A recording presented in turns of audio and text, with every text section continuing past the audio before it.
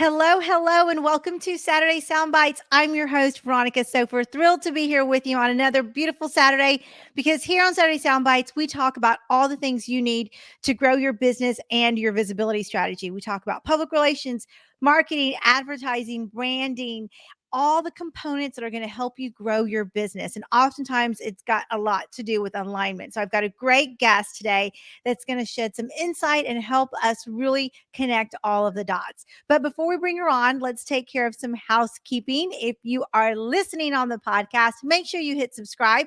We don't want you to miss any episodes of Saturday Sound Bites. And if you're watching on YouTube or Facebook, be sure to drop us some comments and let us know that you've caught the replay by putting hashtag replay. And my guest and I will certainly circle back and connect with you. So let's go ahead and start this awesome episode off. I have the amazing Whitnee Nicole joining us. Welcome to Saturday Sound Bites, Whitnee.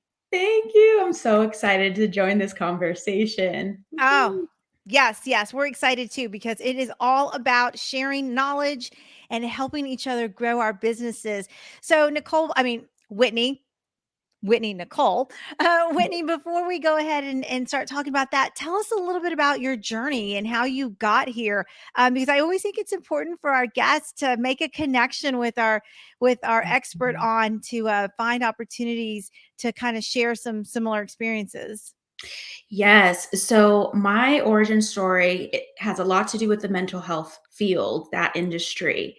So I kind of feel called to go even further back to where I kind of started to pick up and connect with this side of myself that really desired to help people on their journey, because that was what it was really about. When I was a kid, I always connected into, let's call it spirit, let's call it source, universe, the great I am. I know we have different names for it. So I was raised in the church, but at the same time, I was one of those kids who was always very inquisitive. I always wanted to kind of know the full story. So I was that kid always bugging my mom, tell me more. People at the church, tell me more. Well, this doesn't explain this and this doesn't explain this. I wanted more. So upbringing was definitely, it came with its challenges. And coming from the home, I knew right away, like the profession that I wanted to go into was to help other people get clear. Because I realized there was so much confusion. There is so much confusion in the way we move through life. So got started at university, and right away I was like, okay, social work, counseling, something around there. I landed on marriage and family therapy, and then of course did sort of the leading up disciplines. So I have a couple of degrees. I started interning right away at a family and youth agency, interning, and then went and got my master's degree and started working in the clinic right away. Started seeing couples and individuals dealing with like everything, anxiety, depression, relationship stuff, which of course, and to kind of speed this story up because it can get long, I went into private practice because there was this piece of me where it was like, okay, how do I still integrate the spirituality piece? Because I felt like it was the divine piece, almost kind of like the unexplainable of the psychology and of the what I like to think of as like the more tangible pieces of how we're taught to counsel in the clinical field.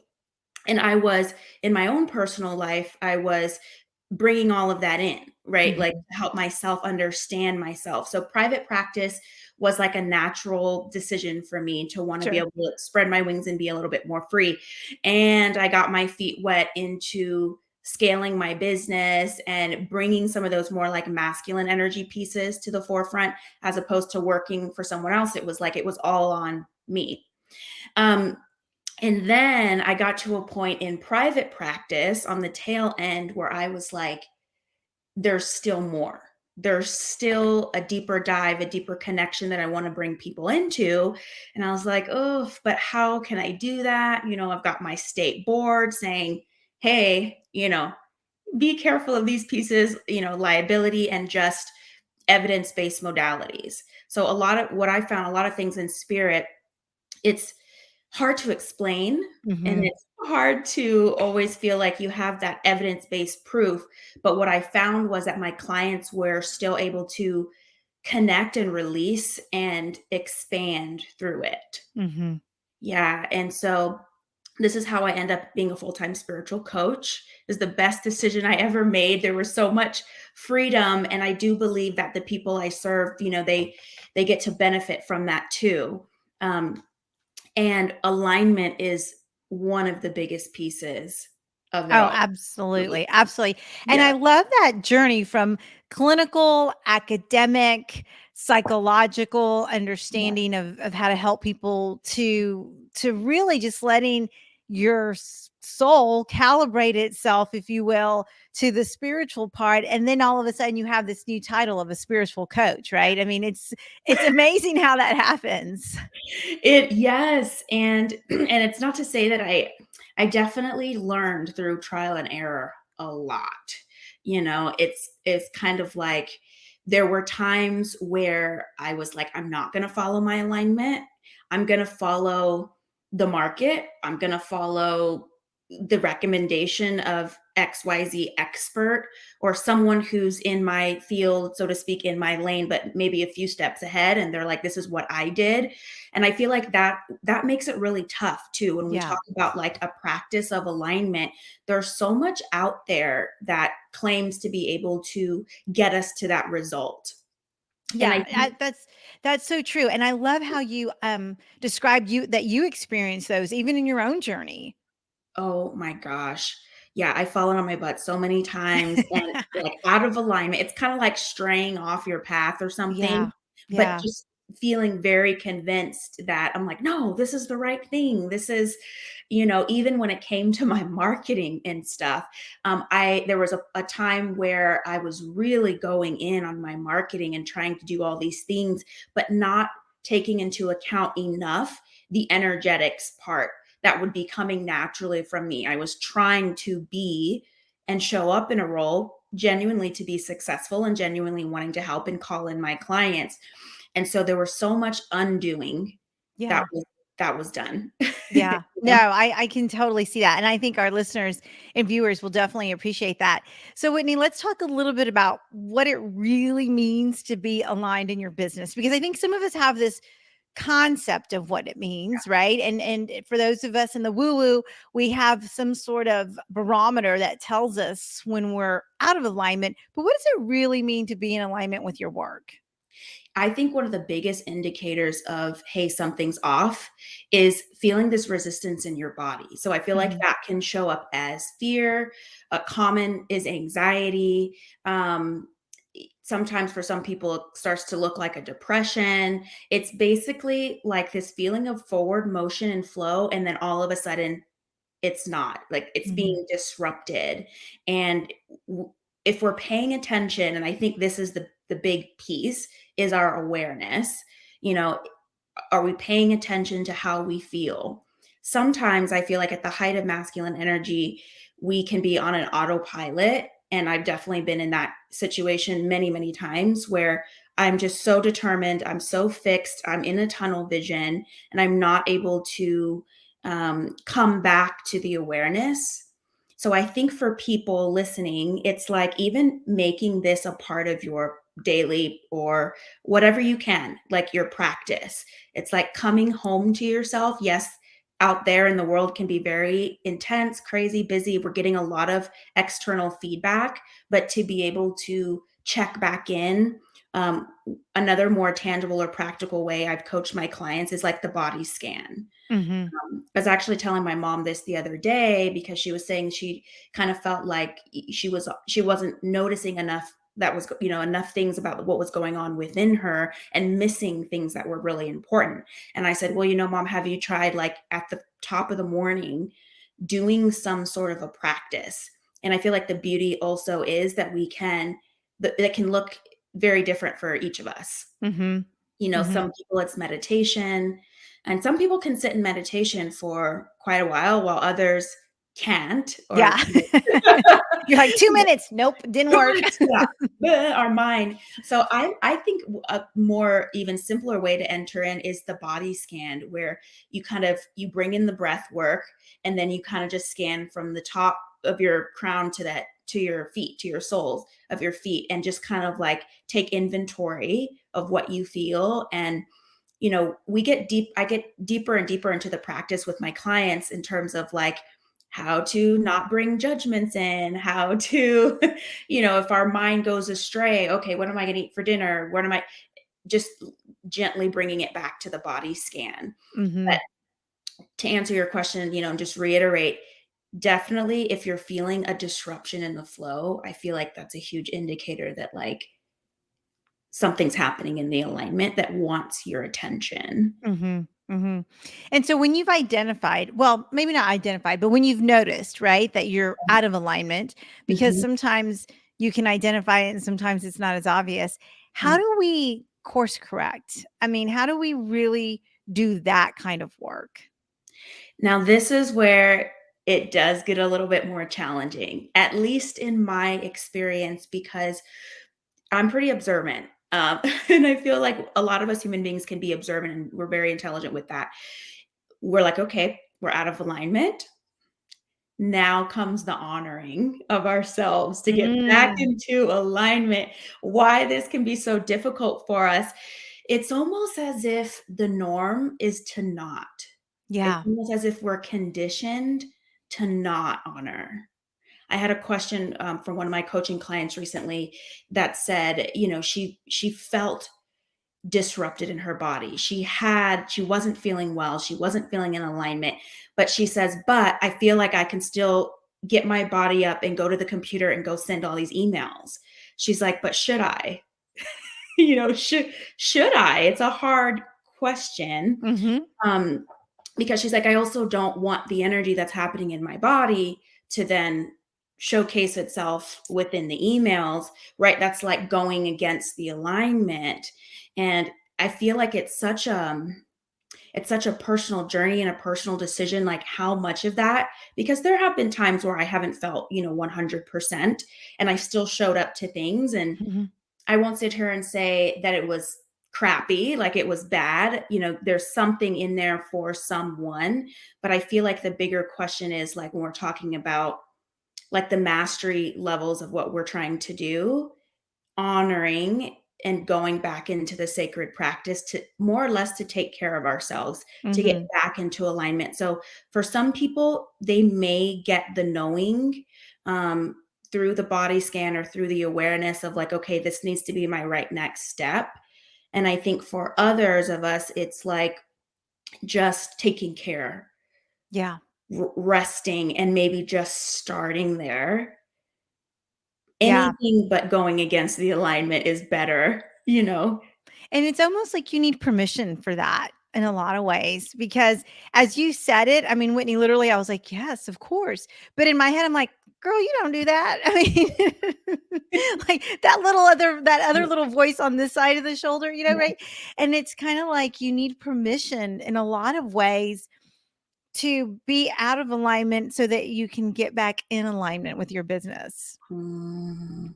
Yeah, the permission piece is very, very interesting. And when I think about like how different human beings move through permission, what comes to mind, and this is probably a little bit of my therapy brain coming in, it's like that backstory, like our Yeah. experience, where are we given permission? Because you do meet people who some of them seem to have all the permission to do it. They're just like, boom, I have all the permission to show up the way I need to.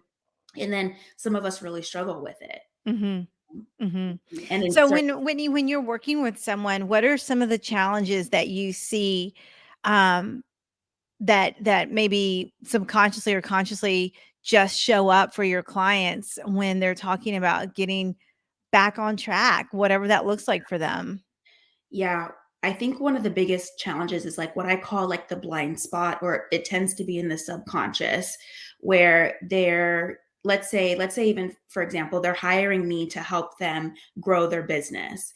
But they also know that a part of why they're hiring me, and maybe this is part of what they're working on stepping into more, is aligning with their energy. But if they have a tunnel vision or they're very fixated on I want to get to X amount of dollars in revenue, right? Like I want to get to this place in my business.